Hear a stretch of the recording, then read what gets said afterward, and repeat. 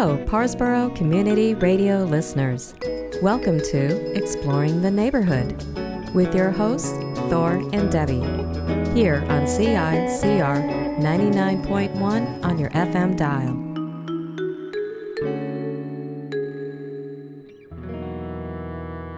We'd like to thank Kanza as the sponsor for our show. For those of you who are not aware, Kanza is Cumberland County's only Careers Nova Scotia center and a vital participant in this area's road to prosperity. This year, Kanza is celebrating 15 years of serving the area and providing valuable employment and educational opportunities. Our goal for Exploring the Neighborhood is to take you on a series of half-hour adventures that include road trips, candid interviews, and commentaries.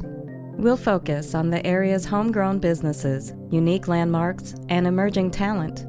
We're hoping to shine a well-deserved light on the local endeavors that promote eco-friendliness and self-sufficiency. Welcome to another episode of Exploring the Neighborhood with your hosts Thor and Debbie, and we are here at the Joggins Tourist Information Center, which we thought was just a log cabin every time we drove by. It's also referred to as the log cabin. It is? Yes, it is, by locals. It was built a while ago. What would you do here? If I was a tourist and I'm coming in, why am I here? Why are you here? Well, you're here for 4 reasons. To get a tour, because you need to use the washroom, to get information, or you are lost. How can you get lost in Joggins? It only has 2 streets. You would be surprised how many people get lost here. Where do they think they are? Moncton? They have no idea where they are. And you have all the pamphlets from what seems to be everything in Nova Scotia, or at least from this area. This is the most we could fit. We need more shelves if we want to get more pamphlets. But I can come here and I can choose the places I want to see. Are you my tour guide? I unfortunately am rooted to the center, but I can give you a map and point out various locations where you should visit. I'm new to the Joggins River Hebert area. What would I want to see? What do you like to do? Hunting, fishing, playing guitar, drinking beer. So you're a local. Okay, so for the hunting and fishing, you are not going to go to Cape Chinecto because that is a provincial heritage site. If you look outside in your backyard, that is where you hunt. It's good hunting in these woods. I'll be there. Fishing, there's a nice little place called Nouveau Lake if you like fly fishing. There are various rivers and wharfs. One of the best is down in Chouly. Be careful not to fall into the turbulent waters of the bay. They are very cold. Trust me, I've done it. What were your other hobbies? Drinking beer? Did you say? Yes. And camping. Okay, camping. You can go camping in Cape Chinecto area. They have 5-day hikes, which is a bit extreme, but if you are extreme, do the extreme. We have various little campsites all around this area. Cape Orador has one of the best campings in the area. And if you like drinking beer, please go to Amherst and visit the Nova Scotia Liquor Center. Okay. Now, somebody actually told me that there was a beach with white sand that's hidden somewhere in Joggins that nobody knows about. Do you know about that? Okay, if no one knows about it, how am I supposed to know about it? Because you're the tour guide. I'm talking about people from Amherst don't know where it is. Oh, But people from with here do. white sand? Yeah. Apparently it's somewhere on Lower Cove Road. Yes. If you just follow Lower Cove and you go down on the beach, you keep walking towards the point, you will eventually come by it. It moves a little due to the tides. It takes the sand, spits it out somewhere else, takes the sand, spits it back. It's only white when it comes back washed? Yes, it's like a washing machine. Okay. And what else do you do in Joggins? Why would someone come here? Most people come here for the fossils. Fossils, fossils, fossils. You look in your backyard, you find fossils. I recommend going to the Joggins Fossil Center. I'm a tourist that wants to buy things. I've got people to buy for. Where would I go? The Joggins Fossil Center or the Emporium across the street. They have very nice pillows. And there was another place too. The Fundy Treasure Emporium? Fundy Treasures, for short. welcome to another exciting show of Exploring the Neighborhood. And I am sitting here with Brian of Fundy Treasures in Joggins. And I believe there's more to that name. It's Fundy Treasures Gifts and Tours. Fundy Treasures Gifts and Tours. What is it about here? Nobody has a short name. I always notice that they start with a short name and then they add to it. We call it Fundy Treasures to everyone, and everybody knows us by Fundy Treasures. The Gifts and Tours is pretty much what we had to do to legalize the name and for the joint stocks.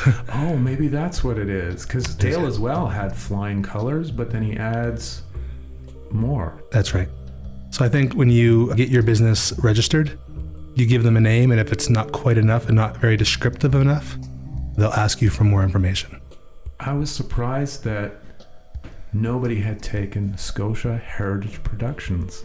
We just threw it out there and they said, nope, no one's got it. And I went, what?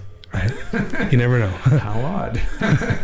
All right, so Fundy Treasures and more stuff, right? Well, Fundy Treasures for us, that's fine enough. Okay, cool. And you do have more stuff. We do. Just treasures. Yeah, we've been here for 2 seasons now. We do our own local products, and we have a few products that we bring in, but they're all based around something to do with the Bay of Fundy and Nova Scotia as a whole. We like local products. We like particularly making our own products out of local materials. That's awesome, because you have some of the strangest stuff.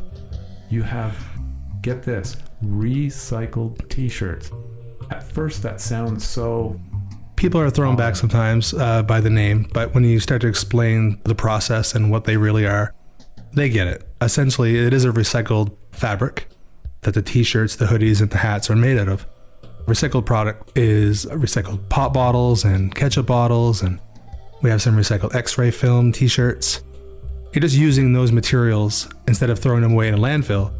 We're reusing them as the polyester portion of our recycled t-shirts and hoodies and different fabrics. This is a radio show, so people have a lot of trouble going, I'm going to wear recycled pop bottles? Right. It's a very odd concept. We get the question every day. So the process is fairly simple. You take many pop bottles, such as 7-Up, Mountain Dew, or Sprite, and you shred them up into small little pieces. And that small little green pieces are a polymer, and they're heated up and stretched. And when you spin those with a recycled cotton, you'd get a recycled thread, and you just weave that into a fabric. And once you have your large pieces of fabric, you can essentially make anything that you can do with any other types of fabric. End result is a 65-35 polyester cotton blend, which feels nice on the skin and it wicks sweat, and there's no dyes added to the fabric at all. Whatever it's recycled from, such as that green plastic bottle, will make the t-shirt actually a green color. So our recycled ketchup bottle t-shirt is actually a light pink. We have a blue recycled water bottle t-shirt, and so on. They actually do feel really soft. They do not feel like pop bottles. No, at the very end of the process, they go through another process called ring spinning, which breaks down all the fibers that are in the t-shirt and makes them even softer than they normally would. So if you have a polyester cotton t-shirt on, it's essentially the same thing, but other than using new petroleum products to use for the polyester, we're using recycled materials for the polyester, and then also recycled cotton that helps make it nice and soft as well. Do you send it out of the country to get this done? Or? Yeah, when we first started the idea, nobody in Canada could do it for us. We approached many different companies and nobody was doing it at all. So we found a company in the States and we get the product in from them. And we do our own printing on our t-shirts here. Our goal ultimately is to have our own factory here in Cumberland County so we could start some full-time jobs and create this product here from our materials 100%. So the materials right now are North American plastics. Our goal and our dream is to have these t-shirts, hoodies, and hats, and much more than that in time, to have it created 100% out of the plastics from Cumberland County, Colchester County, and Westmoreland. That's a fabulous idea. I would love it. Do you have any support for that yet? It's gaining support. Lots of people we see as we're driving around the county, we'll see people wearing our hoodies and t-shirts, and we'll give a little beep and they know who we are because they've seen us at the markets or come to our store. And I think it's great. Laura thinks it's great when we see other people kind of wearing them, because we always get compliments how nice they feel and they wash well, and they just like the idea that they're using something that's eco-friendly. And I think I'll ask you the same question I had to ask next door. Do I have to mortgage my house to get one? I would not think so. Our t-shirts are $25, our hoodies are $45, and our hats are $20. Even though it's a trendy item right now, we wanted to make them affordable for people to wear, because in time we don't want people to say, hey, I'm wearing a recycled t-shirt. We just want them to say, hey, we're wearing a really comfortable t-shirt. So they're basically the price of a chicken. A good chicken. A big chicken. All right, no, that's good. But you have far more than just t-shirts and hoodies here. We also do our own line of 100% soy candles. We've been doing that for almost 3 years now.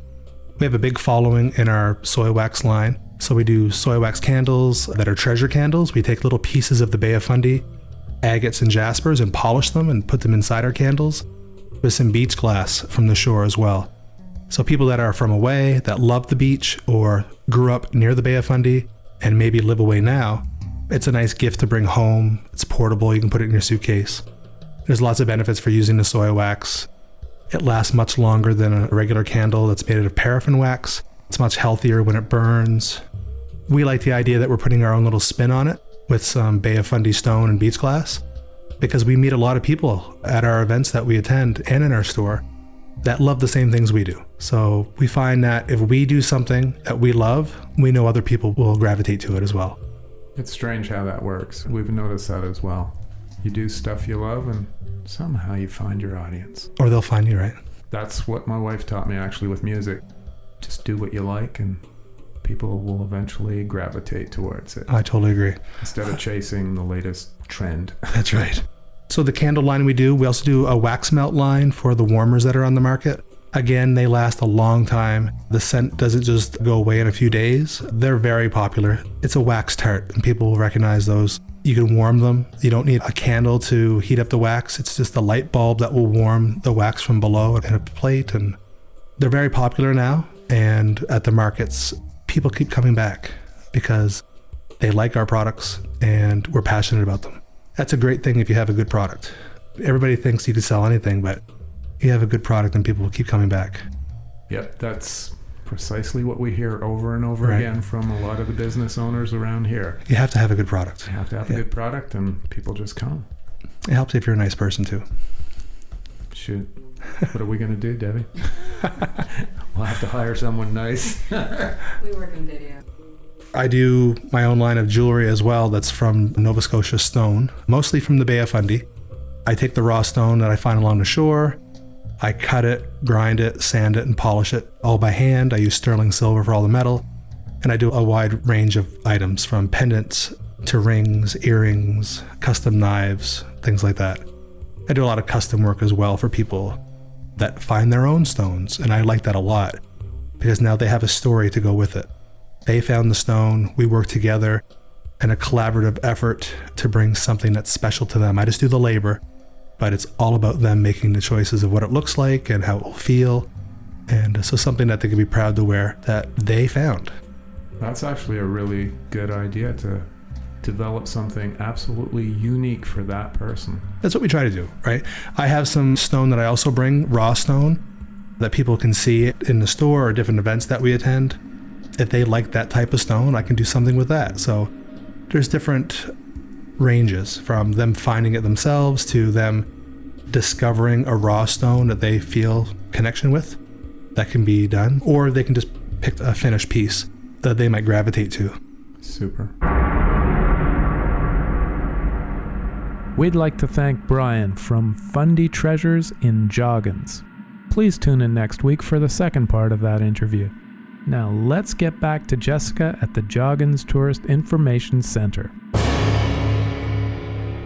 So, where are we? This beautiful little museum is called Joggins Information Tourist Bureau. And how long has it been here? It's been here roughly since 1995, so it's been here for a little while.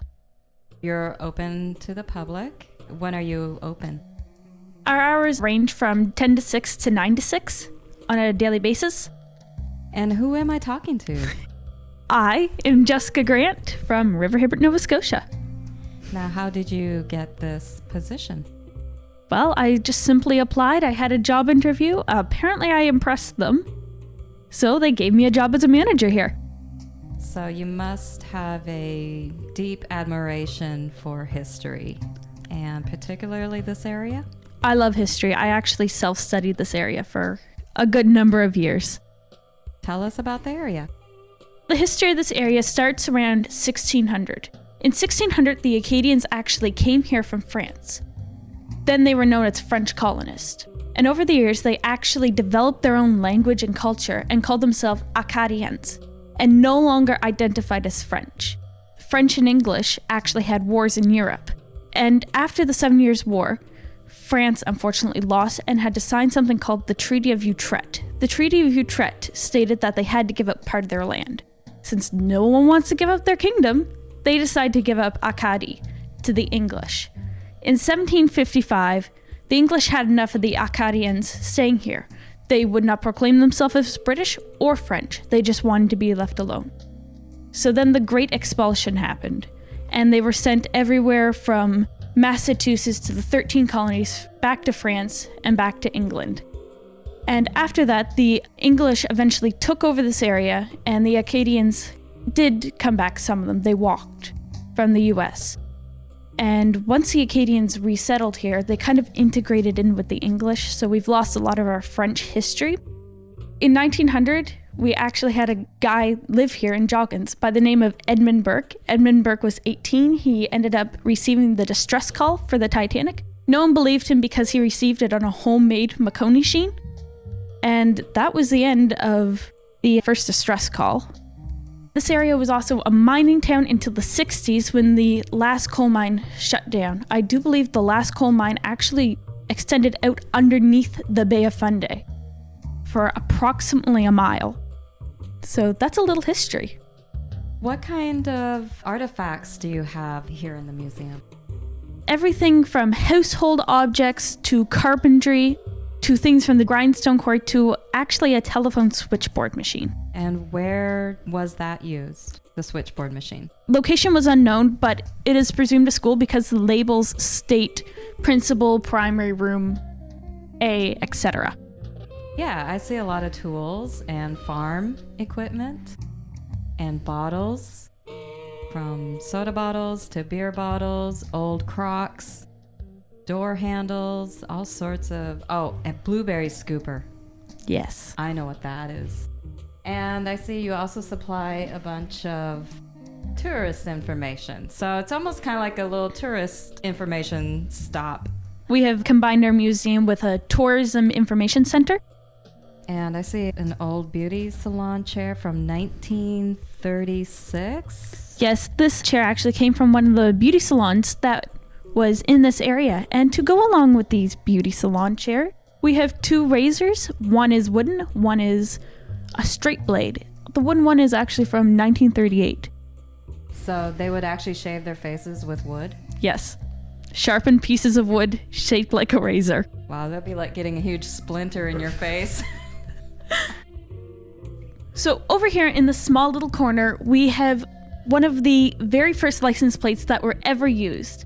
Everyone was given a number, and it would actually be placed on a wooden backboard with tin numbers, so you could have a hot pink backboard and not have to pay money for a customized license plate, because you customized your own. Cool. I think I'd go with the lime green. Good luck finding lime green paint. Here in this little hallway area, I see some old vintage photos. It looks like the mill. What do you know about these? They're original. They are taken around 1910. This area used to be a very, very huge lumber place.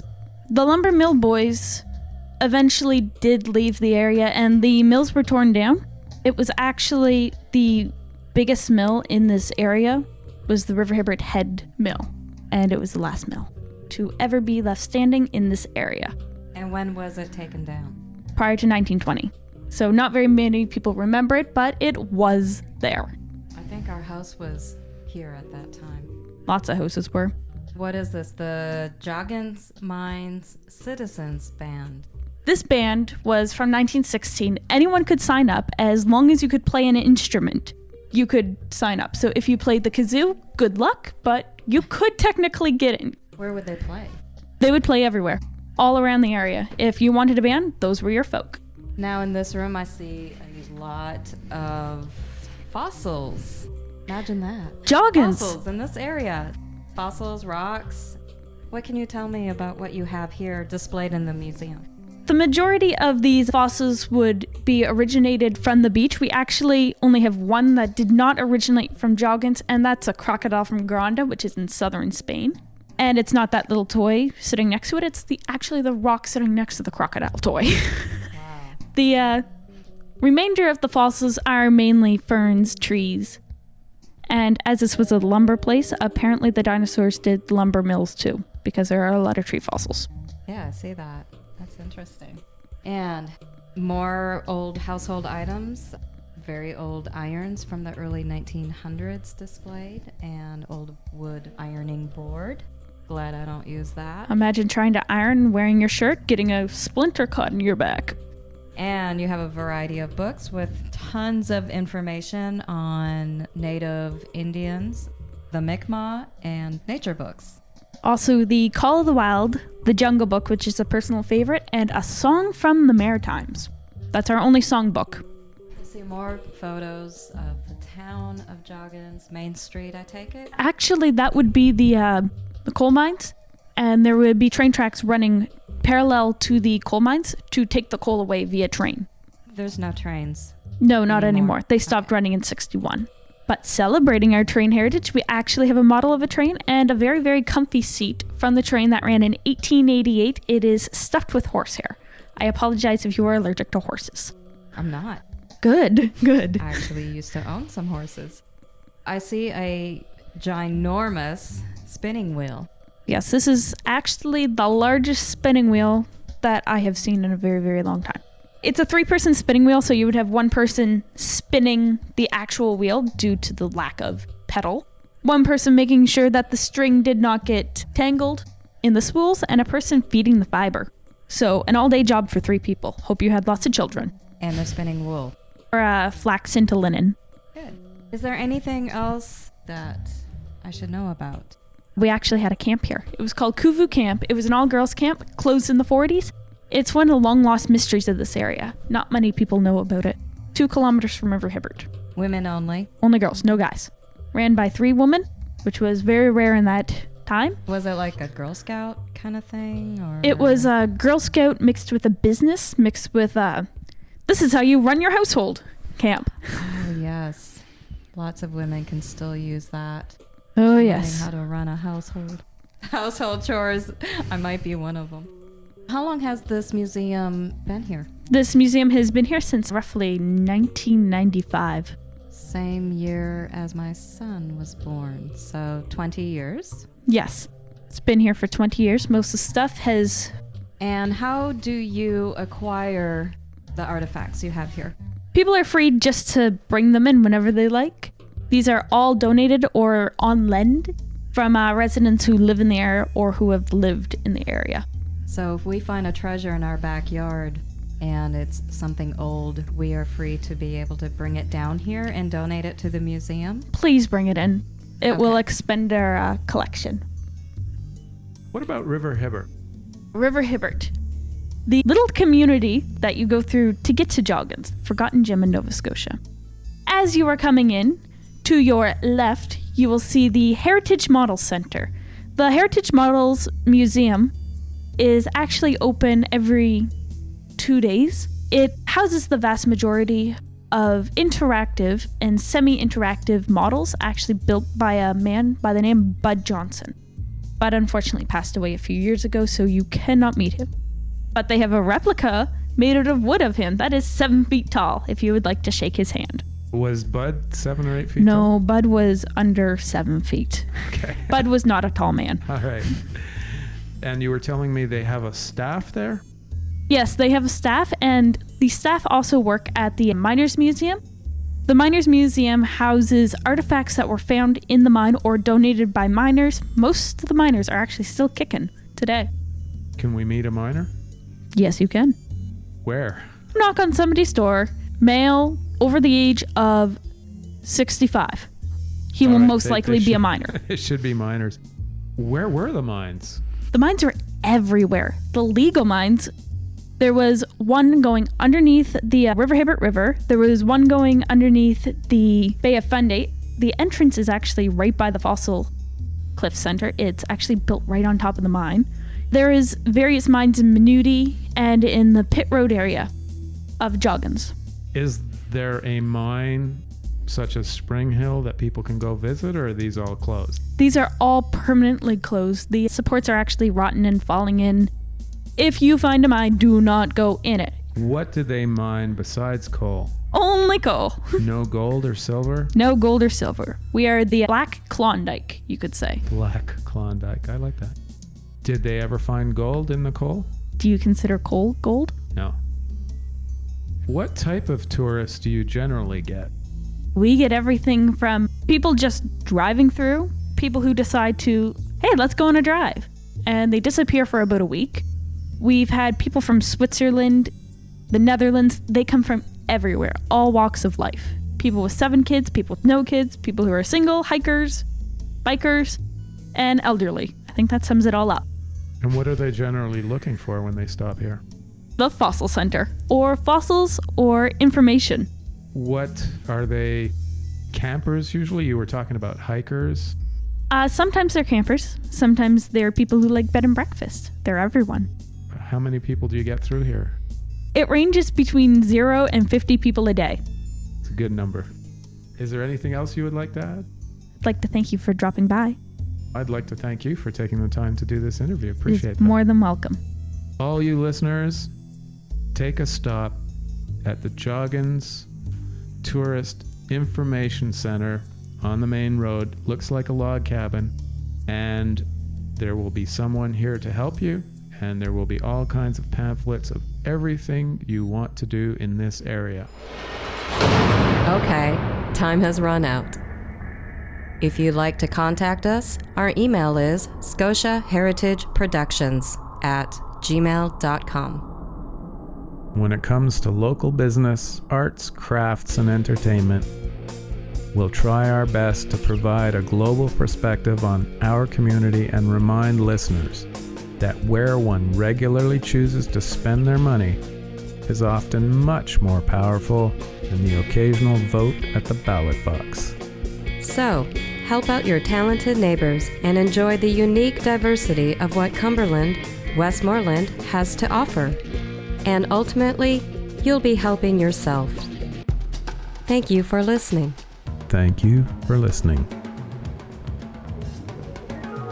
Exploring the Neighborhood is sponsored by Kansa, your Careers Nova Scotia Center.